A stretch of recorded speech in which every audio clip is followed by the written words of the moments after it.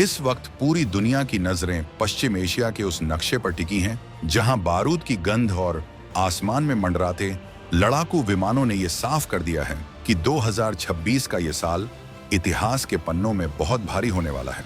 Iran और Israel के बीच जो तनातनी शुरू हुई थी, उसने अब अमेरिका, रूस और चीन को भी आमने सामने लाकर खड़ा कर दिया है। खाड़ी के पानी में जहाजों का नहीं बल्कि घातक मिसाइलों का पहरा है।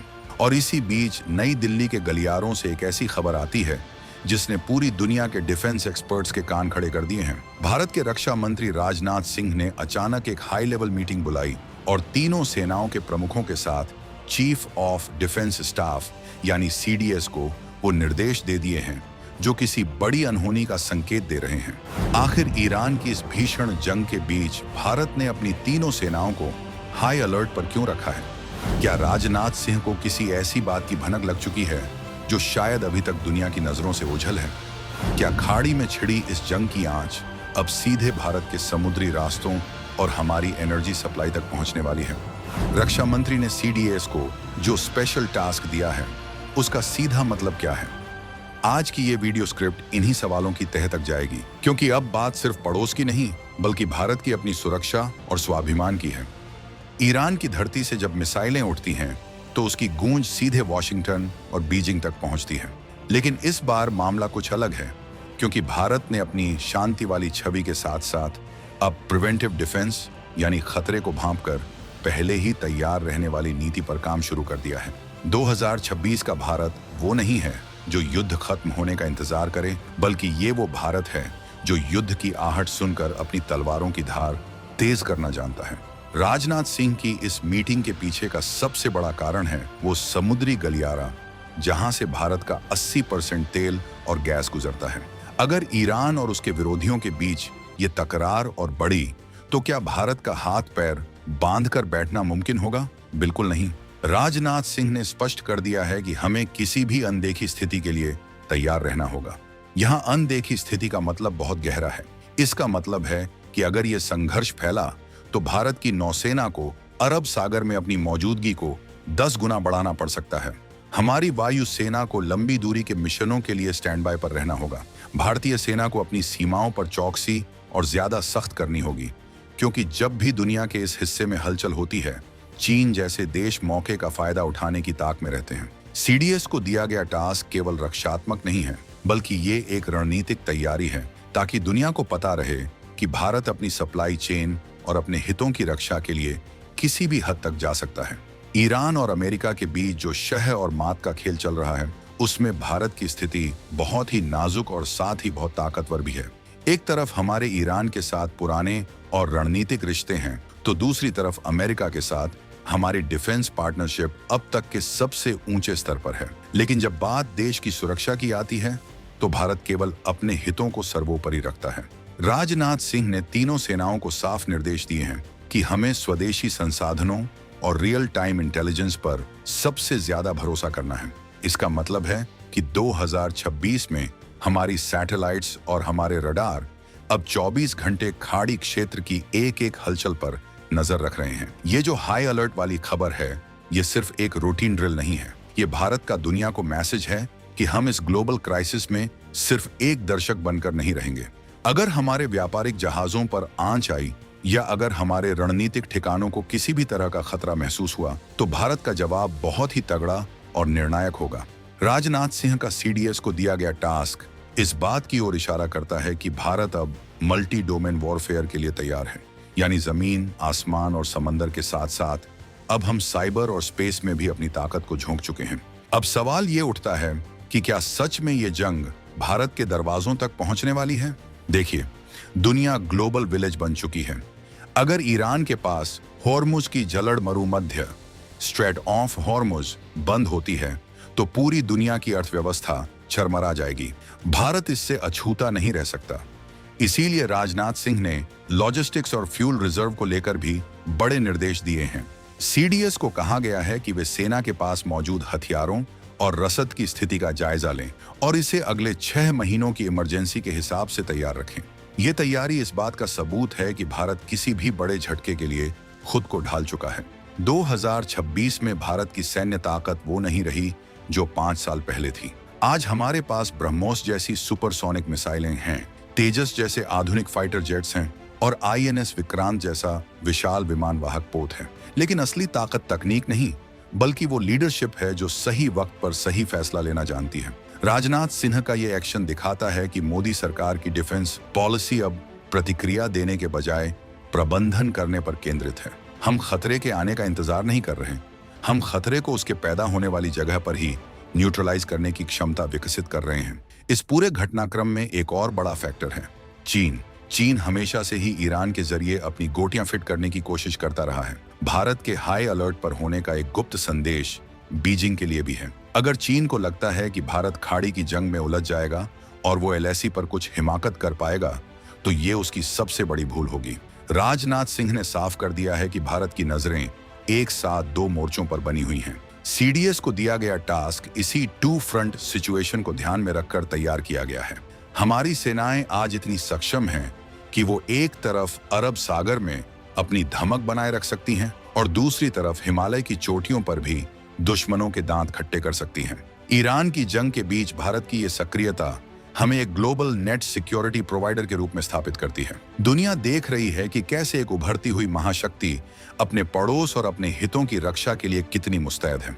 राजनाथ सिंह ने कमांडर्स कॉन्फ्रेंस में जो बातें कही थीं, वो अब धरातल पर उतरती दिख रही हैं। उन्होंने कहा था कि शांति तभी बनी रहती है जब आप युद्ध के लिए पूरी तरह तैयार हों, और आज भारत की ये तैयारी ही हमारी सबसे बड़ी शांति की गारंटी है। लेकिन क्या ये तैयारी काफी है? क्या ईरान के हालात इतने बिगड़ सकते हैं कि भारत को अपनी सेना को सीधे तौर पर किसी ऑपरेशन में उतारना पड़े? इतिहास गवाह है कि भारत ने कभी भी किसी देश पर पहले हमला नहीं किया, लेकिन अगर हमारे नागरिकों या हमारे नेशनल एसेट्स पर कोई खतरा आता है तो हम चुप भी नहीं बैठते। याद कीजिए कैसे यमन के संकट के दौरान या यूक्रेन की जंग के वक्त भारत ने अपने लोगों को सुरक्षित निकाला था। लेकिन 2026 का ये अलर्ट सिर्फ निकासी के लिए नहीं है, ये रणनीतिक प्रभुत्व यानी स्ट्रेटेजिक डोमिनेंस के लिए है। राजनाथ सिंह की मीटिंग में इस बात पर भी जोर दिया गया कि हमें अपनी खुफिया एजेंसियों यानी रॉ और आईबी के साथ सेना का तालमेल और ज्यादा बढ़ाना होगा। दुश्मन सिर्फ बाहर नहीं बल्कि डिजिटल दुनिया में भी छिपा हो सकता है। ईरान और इजराइल की इस जंग में जिस तरह के साइबर हमले हो रहे हैं, उसने भारत को भी सतर्क कर दिया है। हमारी तीनों सेनाओं के साइबर विंग को भी इस हाई अलर्ट का हिस्सा बनाया गया है। सीडीएस अब सीधे तौर पर इन तीनों विंग्स के बीच एक ऐसा पुल बना रहे हैं जिससे जानकारी का फ्लो सेकंड्स में हो सके। इस पूरी कहानी का सबसे रोमांचक हिस्सा ये है कि भारत अब अपने डिफेंस एक्सपोर्ट्स को भी इस नजरिए से देख रहा है। जिन देशों को हम हथियार सप्लाई कर रहे हैं, उनकी सुरक्षा भी हमारे लिए अहम है, लेकिन फिलहाल प्राथमिकता भारत की अपनी सुरक्षा है। राजनाथ सिंह का ये कदम उन लोगों के लिए एक करारा जवाब है जो कहते थे कि भारत ग्लोबल मामलों में स्टैंड लेने से डरता है। आज भारत स्टैंड भी ले रहा है और अपनी जमीन और समंदर को सुरक्षित करने के लिए कड़े कदम भी उठा रहा है। जैसे जैसे ईरान के आसमान में धुआं बढ़ रहा है, वैसे वैसे नई दिल्ली में बैठकों का दौर भी तेज हो रहा है। ये सिर्फ एक देश की तैयारी नहीं है, ये 140 करोड़ लोगों के भविष्य को सुरक्षित करने की कवायद है। राजनाथ सिंह ने जो टास्क सेना को दिया है, उसके नतीजे आने वाले हफ्तों में साफ दिखने लगेंगे। चाहे वो हमारी नेवी के युद्धपोतों की गश्त बढ़ना हो या एयरफोर्स के फाइटर जेट्स की कॉम्बैट एयर पेट्रोलिंग, भारत अब पूरी तरह से वॉर मोड की तैयारी में है। भले ही हम जंग नहीं चाहते। ईरान और इजराइल के बीच की ये जंग अगर लंबे समय तक खिंचती है तो इसका सबसे बड़ा असर वैश्विक तेल बाजार पर पड़ेगा। भारत ने अपने स्ट्रेटेजिक पेट्रोलियम रिजर्व को भरने का काम भी तेज कर दिया है। सेना को निर्देश दिए गए हैं कि वे अपने ऑपरेशंस के लिए कम से कम 1 साल का बैकअप प्लान तैयार रखें। ये दिखाता है कि भारत की सोच कितनी दूरदर्शी है। हम सिर्फ कल की नहीं बल्कि अगले कई सालों की चुनौतियों को आज ही हल करने में जुटे हैं। राष्ट्रवादी दृष्टिकोण से देखें तो ये भारत के बढ़ते कद का प्रतीक है। आज जब दुनिया के बड़े बड़े देश ये सोच रहे हैं कि वो किस तरफ खड़े हों, भारत ने अपना रुख साफ कर दिया है। हम शांति के पक्ष में हैं, लेकिन अपनी सुरक्षा की कीमत पर नहीं। राजनाथ सिंह की आवाज में जो आत्मविश्वास था, वही आज हमारी तीनों सेनाओं के हर जवान के चेहरे पर दिख रहा है। सीडीएस का टास्क पूरा होना मतलब भारत के सुरक्षा घेरे को अभेद्य बनाना है। अब आप खुद सोचिए, क्या कोई देश इतनी तैयारी तब करता है जब मामला मामूली हो? बिल्कुल नहीं। दाल में कुछ तो काला है या शायद पूरी दाल ही काली है। ईरान की तरफ से आने वाली खबरें डराने वाली हो सकती हैं, लेकिन भारत की तरफ से आने वाली खबरें भरोसा दिलाने वाली हैं।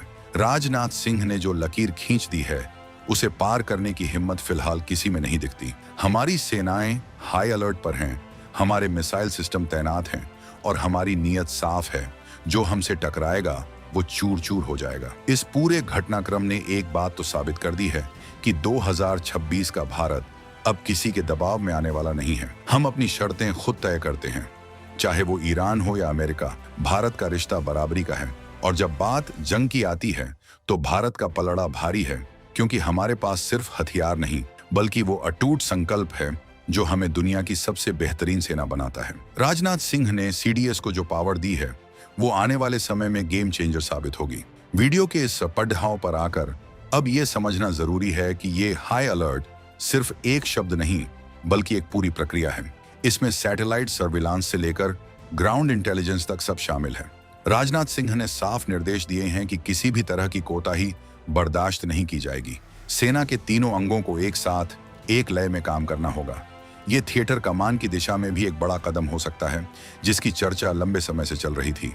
ईरान में अगर धमाका होता है तो उसका कंपन भारत में महसूस न हो, इसके लिए एक मजबूत शॉक एब्जॉर्बर तैयार किया जा चुका है। सीडीएस को दिया गया स्पेशल टास्क इसी सुरक्षा कवच को और मजबूत करने के लिए है। राजनाथ सिंह ने यह भी स्पष्ट किया है कि आत्मनिर्भर भारत के तहत जो नए हथियार सेना में शामिल हुए हैं उनका इस स्थिति में टेस्टिंग और डिप्लॉयमेंट बहुत महत्वपूर्ण है। यानी भारत अपने स्वदेशी दम को आजमाने के लिए भी तैयार है। इस थ्रिलर का अगला अध्याय क्या होगा ये तो वक्त ही बताएगा, लेकिन इतना तय है कि भारत ने अपनी कमर कस ली है। खाड़ी की आग कितनी भी भीषण क्यों न हो, भारत का तिरंगा हमेशा शान से लहराता रहेगा। राजनाथ सिंह के निर्देश और सीडीएस की रणनीति मिलकर एक ऐसा चक्रव्यूह बना रहे हैं जिसे भेदना दुश्मन के बस की बात नहीं होगी। ये नए भारत की नई रणनीति है, शांति की चाहत लेकिन जंग के लिए पूरी तैयारी। अब जब ये वीडियो खत्म होने की कगार पर है तो सस्पेंस और बढ़ गया है। क्या राजनाथ सिंह के पास ऐसी कोई इनपुट है जो सीधे तौर पर भारत की मुख्य भूमि पर खतरे की ओर इशारा कर रही है? क्या ईरान की जंग में कुछ ऐसा होने वाला है जो दुनिया के नक्शे को बदल कर रख देगा? और सबसे बड़ा सवाल, क्या भारत अपनी इस तैयारी को किसी बड़े सैन्य ऑपरेशन में बदलने वाला है?